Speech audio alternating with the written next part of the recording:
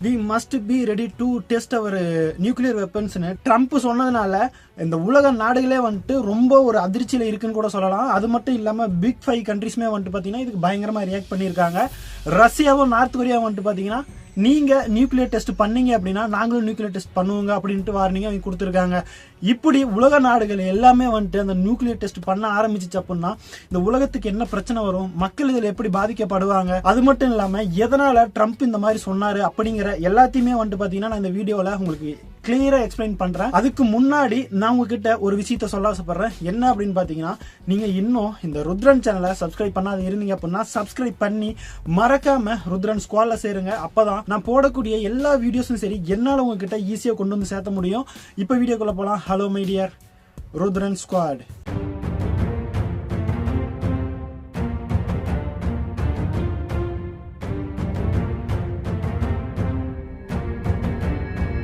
Trump என்ன சொன்னார் அப்படின்னு பாத்தீங்கன்னா நாங்க அணு ஆயுத டெஸ்ட் பண்ணி பார்க்க போறோங்க அப்படின்ட்டு வந்து சொல்லியிருக்காரு. எதனால அப்படி சொல்லியிருக்காரு அப்படின்னு பாத்தீங்கன்னா பேசிக்கா ஒரு தியரி இருக்கு. எப்பயுமே வந்துட்டு ட்ரம்ப் நான் ஒரு பவர்ஃபுல்லான ஒரு லீடர் அப்படின்னு அந்த இமேஜை மெயின்டைன் பண்றதுக்கு நிறைய போராடுவாருங்கிறது நம்ம எல்லாத்துக்குமே தெரிஞ்ச விஷயம் தான். அதே மாதிரி தான் அமெரிக்காங்கிறது ஒரு பயங்கரமான ஒரு நாடு, மோஸ்ட் பவர்ஃபுல்லான ஒரு நாடு அப்படின்னு எல்லா நாட்டுகளுக்கும் நம்ம மறுபடியும் காட்டிக்கிட்டே இருக்கணும் அப்படிங்கிறதுக்கோசரம் தான் வந்துட்டு பாத்தீங்கன்னா இந்த ஒரு விஷயத்த அவர் சொல்லியிருக்காரு. அது மட்டும் இல்லாம 1998 அப்புறம் வந்துட்டு பாத்தீங்கன்னா எந்த ஒரு நாடுமே வந்துட்டு நியூக்ளியர் டெஸ்ட் பண்ணவே கிடையாது. அப்பயே வந்துட்டு யாருமே நியூக்ளியர் டெஸ்ட் பண்ணக்கூடாது அப்படிங்கறதுல அந்த ஒப்பந்தம் ஆகி எல்லாரும் கையெழுத்து போட்டாங்க. அதுல வந்துட்டு ட்ரம்ப் என்ன நினைக்கிறாரு அப்படின்னு பாத்தீங்கன்னா ரஷ்யாவும் சீனாவும் என்னதான் அந்த ஒப்பந்தத்துல கையெழுத்து போட்டிருந்தாலும் அவங்க ரகசியமா வந்துட்டு பாத்தீங்கன்னா அந்த நியூக்ளியரை வந்துட்டு இன்னும் அப்கிரேட் பண்ணிட்டே வராங்க. அவங்க நிறைய வந்துட்டு அந்த வெப்பன்ஸை தயாரிச்சுட்டே வராங்க. சோ அதனால வந்துட்டு நாங்க எங்களை இன்னும் வந்துட்டு ஸ்ட்ராங் ஆகிக்கிறதுக்கோசரம் நாங்க அந்த டெஸ்ட் எல்லாம் பண்ணி பார்க்க போறோங்க அப்படிங்கறத வந்துட்டு ட்ரம்ப் சொல்றாரு. இவரு ட்ரம்ப் ஏன் இப்படி சொன்னாரு அப்படின்னு பாத்தீங்கன்னா இதுக்கு பின்னாடி வந்து ஒரு 3 ரீசன் இருக்கு. ஒன்னு, அமெரிக்கா வந்துட்டு பவர்ஃபுல்லான ஒரு நாடு அப்படின்னு காட்டிக்கணுங்கிறதுக்கோசரம் இப்படி சொன்னாரு. ரெண்டாவது விஷயம் என்ன அப்படின்னா அட்டாக்கே பண்ணாம இன்னொருத்தங்களை மிரட்டுறது. நான் இவ்வளவு பெரிய நாடு, என்கிட்ட இவ்வளவு அணு ஆயுதங்கள் இருக்கு, சோ நீ என்கிட்ட மோதக்கூடாது, என்கிட்ட மோதணும் அப்படின்னா உன் மேல அணு ஆயுதம் போட்டுருவேன் அப்படின்ட்டு அந்த அணு ஆயுதத்தை வச்சு மிரட்டுறதுக்கோசரம் இந்த மாதிரி ஒரு விஷயம் சொல்லியிருக்காரு. ரெண்டாவது விஷயம் என்ன அப்படின்னு பாத்தீங்கன்னா ரஷ்யாவும் சீனாவும் வந்துட்டு பாத்தீங்கன்னா அந்த ஒப்பந்தத்தை மீறி அவங்க ரகசியமா நிறைய அணு ஆயுதங்களை தயாரிச்சுட்டு வந்துட்டு இருக்காங்க. சோ அதனால நாங்க மட்டும் சும்மா இருக்க மாட்டோங்க, அவங்க இப்ப இருக்க டெக்னாலஜி எல்லாம் யூஸ் பண்ணி அப்கிரேட் ஆகிட்டே போயிட்டு இருப்பாங்க. நாங்க அந்த ஒப்பந்தத்தை ஃபாலோ பண்ணி நாங்க அப்படியே ஸ்டாப் ஆகணுமா, அப்படி நாங்க ஸ்டாப் ஆனாங்க அப்படின்னா எங்களுடைய அந்த டெக்னாலஜி எல்லாம் வந்துட்டு பழசாயிரும். சோ அதனால வந்துட்டு நாங்க இன்னும் அப்கிரேட் பண்ணிக்க போறோங்க அப்படின்ட்டு வந்துட்டு ட்ரம்ப் இதையும் சொல்லியிருக்காரு. மூணாவது ரீசன் என்ன அப்படின்னு பாத்தீங்கன்னா பொலிட்டிக்கல். ஒன்னு, எப்பயுமே நான் முன்னாடியே சொன்ன மாதிரி வந்துட்டு பாத்தீங்கன்னா ட்ரம்ப் நான் பயங்கரமான ஒரு லீடர், பயங்கர ஸ்ட்ரென்த்தான ஒரு லீடர் அப்படிங்கிற இமேஜை அவர் மெயின்டைன் பண்றதுக்கோசரமே வந்துட்டு பாத்தீங்கன்னா பயங்கரமா வந்துட்டு போராடிட்டு இருப்பாரு. அதே மாதிரி அமெரிக்காவில் இருக்க நிறைய பேர் வந்துட்டு ட்ரம்ப்புக்கு சப்போர்ட் பண்ணுவாங்கல்ல, அவங்க கிட்ட இந்த மாதிரி எல்லாம் சொல்லி நம்ம மற்ற நாடுகளை பயன்படுத்திட்டு இருந்தா இப்ப வந்துட்டு அவங்க எல்லாம் என்ன நினைப்பாங்க, அமெரிக்கா தான் எப்பயுமே வந்துட்டு ஃபர்ஸ்டான ஒரு நாடு. அதே மாதிரி எக்கனாமிக் லெவல்லையா இருந்தாலும் சரி, அது மட்டும் இல்லாம இந்த மாதிரி வெப்பன்ஸா இருந்தாலும் சரி, சோ அதனால வந்துட்டு அமெரிக்கா தான் எப்பயுமே ஃபர்ஸ்ட் அப்படின்னு அவங்க நினைப்பாங்க, அவங்க ஒரு மாதிரி கர்வம் கொள்ளுவாங்க அப்படின்ட்டு இந்த ஒரு 3 ரீசனுக்கோசரம் தான் வந்துட்டு ட்ரம்ப் இப்பெல்லாம் சொல்லிட்டு இருக்காரு. ஓகே, இப்ப வந்துட்டு இந்த நியூக்ளியர் வெப்பன்ஸை எப்படி டெஸ்ட் பண்ணுவாங்க அப்படின்னு பார்த்தோம்னா இது மொத்தமா வந்துட்டு 2 மெத்தட்ல வந்து டெஸ்ட் பண்ணுவாங்க. ஒன்னு ரியலா அந்த வார்ஹெட்டை வெடிக்க வச்சு பாக்குறது. ஒன்னே அட்மாஸ்பியர்ல வெடிக்க வச்சு பார்ப்பாங்க, இல்ல அப்படின்னா கிரவுண்ட்ல அதாவது பாதாளத்துல சுரங்கத்துல வச்சு வெடிக்க வச்சு பார்ப்பாங்க. இந்த மாதிரி 2 வகையை வந்து அவங்க டெஸ்ட் பண்ணுவாங்க. அதுக்கப்புறம் வந்துட்டு பாத்தீங்கன்னா இப்ப இருக்க அந்த டெக்னாலஜியை வச்சு அது மாதிரி ஒரு சிமுலேட்டரை உருவாக்கி அதை வந்துட்டு டெஸ்ட் பண்ணி பார்ப்பாங்க. எது பிக் 5 கண்ட்ரிஸ் அப்படின்னு பாத்தீங்கன்னா ஒன்னு யுஎஸ்ஏ, ரெண்டாவது வந்துட்டு பாத்தீங்கன்னா ரஷ்யா, அதுக்கப்புறம் வந்துட்டு பாத்தீங்கன்னா சீனா, பிரான்ஸ், அதுக்கப்புறம் லாஸ்டா வந்துட்டு பாத்தீங்கன்னா யுனைடெட் கிங்டம். இந்த பிக் 5 கண்ட்ரிஸ் அப்படின்னா அது என்ன மீனிங் அப்படின்னா யுனைடெட் நேஷன் செக்யூரிட்டி கவுன்சில்ல பெர்மனண்டா ஒரு சீட்டு வச்சிருக்க கண்ட்ரிஸ் வந்துட்டு இது. அது மட்டும் இல்லாம இவங்க கிட்ட நிறைய அணு ஆயுதங்கள் எண்ணிக்கையில உலகத்துல இருக்க எல்லா நாடுகளைய விடவும் அதிகமான அணு ஆயுதங்கள் வச்சிருக்க கூடிய ஒரு நாடு தான் வந்துட்டு இந்த பிக் 5 கண்ட்ரிஸ் அப்படின்னு சொல்லுவாங்க. இப்ப வந்துட்டு எந்தெந்த நாட்டுக்கிட்ட அதிகமான அந்த நியூக்ளியர் வெப்பன்ஸ் எல்லாம் இருக்கு அப்படிங்கறத பாத்துருவோம். ஃபர்ஸ்ட் வந்துட்டு பாத்தீங்கன்னா அமெரிக்கா கிட்ட 3748 நியூக்ளியர் வெப்பன்ஸ் இருக்கு. ரஷ்யா கிட்ட 5459 நியூக்ளியர் வெப்பன்ஸ் இருக்கு. உலகத்திலேயே அதிகமான நியூக்ளியர் வெப்பன் வச்சிருக்க ஒரே ஒரு நாடு அப்படின்னு பாத்தீங்கன்னா ரஷ்யா தான்.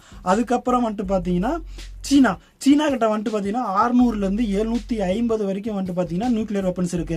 பிரான்ஸ் கிட்ட 290 இருக்கு. யுனைடெட் கிங்டம் கிட்ட வந்துட்டு ஒரு 225 நியூக்ளியர் வெப்பன் இருக்கு. சோ இதுதான் வந்துட்டு பாத்தீங்கன்னா இந்த பிக் 5 கண்ட்ரிஸ். இப்ப நம்ம இந்தியா கிட்ட வந்துட்டு பாத்தீங்கன்னா மத்த நாடுகள்ல வந்துட்டு பாத்தீங்கன்னா ரொம்ப கம்மியா இருக்கும். இப்ப இந்தியா கிட்ட எவ்வளவு இருக்கு அப்படின்னு பாத்தீங்கன்னா 160 இருக்கு. பாகிஸ்தான் கிட்ட 170 இருக்கு. இஸ்ரேல் கிட்ட 90, நார்த் கொரியா கிட்ட 50 இருக்கு. ஸோ இப்போ வந்துட்டு இந்த பிக் 5 கண்ட்ரிஸ் தான் வந்துட்டு நிறைய நியூக்ளியர் வெப்பனை வச்சிருக்கிறது.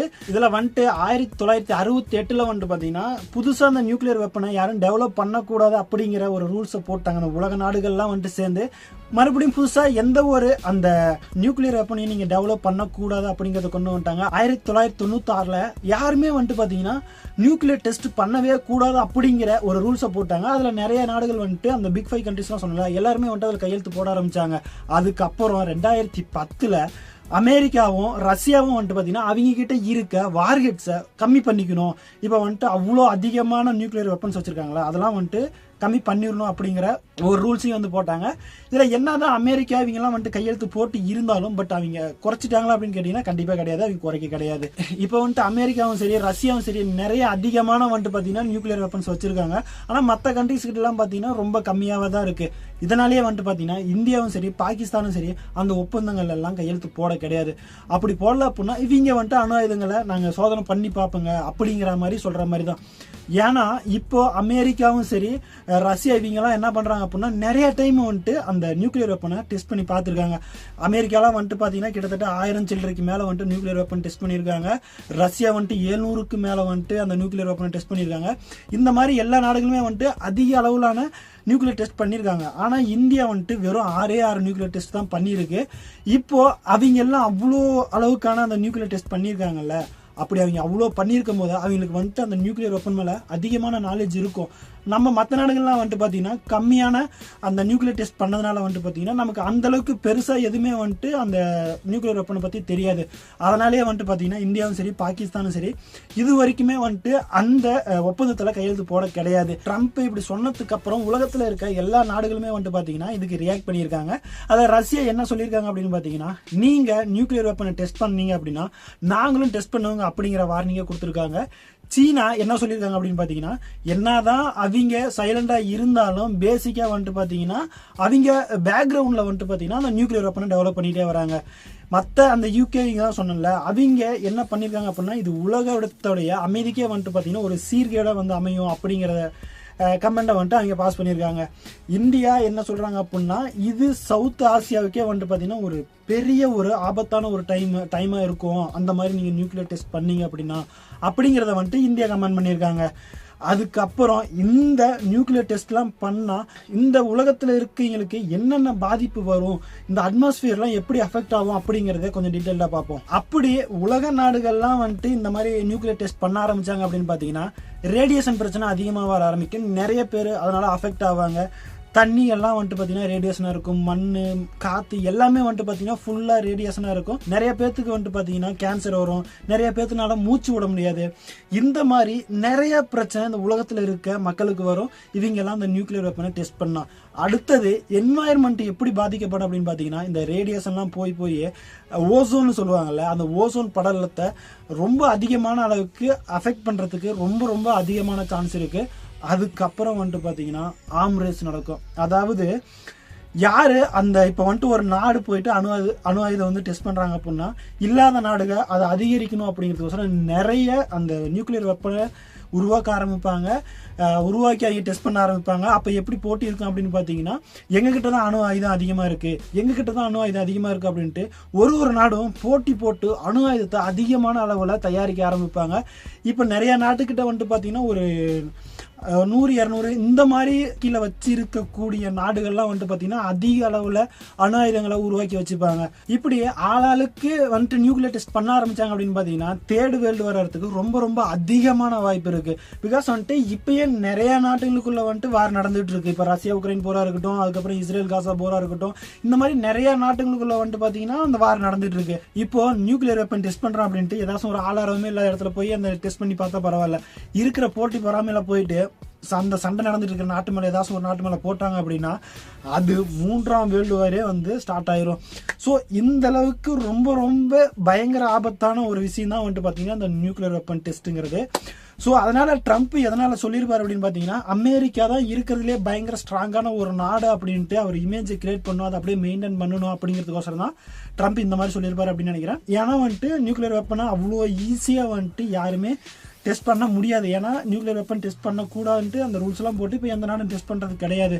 ஸோ இதெல்லாம் நடக்கிறதுக்கு வாய்ப்பே கிடையாது. ஒருவேளை அப்படி நடந்துச்சு அப்படின்னா 3rd world war confirm start ஆயிரும். ஓகே கைஸ், இதுதான் வந்துட்டு ட்ரம்ப் சொன்னது. ட்ரம்ப் வந்துட்டு அந்த மாதிரி நியூக்ளியர் வெப்பன் டெஸ்ட் பண்ணா என்னென்ன நடக்கும் அப்படிங்கறதெல்லாம் நம்ம கிளியரா பார்த்துட்டோம். இப்போ நம்ம வீடியோடைய எண்டில் இருக்கோம். நான் கிளம்புறதுக்கு முன்னாடி நான் என்ன சொல்ல ஆசைப்படுறேன் அப்படின்னா, நீங்க இந்த உலகத்துல நடக்கிற எல்லா விஷயங்களையும் ஒரு 10 நிமிஷத்துக்குள்ள ஈஸியா தெரிஞ்சுக்கணும் அப்படின்னு நினைக்கிறீங்க அப்படின்னா மறக்காம இந்த ருத்ரன் சேனலை சப்ஸ்கிரைப் பண்ணி மறக்காம பெல் ஐக்கன் அழுத்தி விட்டுருங்க. அப்பதான் நான் போடக்கூடிய எல்லா வீடியோவையும் என்னால உங்ககிட்ட ஈஸியா கொண்டு வந்து சேர்த்த முடியும். இப்போ நான் கிளம்புறேன். நாளைக்கு இன்னொரு நியூஸ்ல வந்து உங்களை மீட் பண்றேன். பாய், ருத்ரன் ஸ்குவாட்.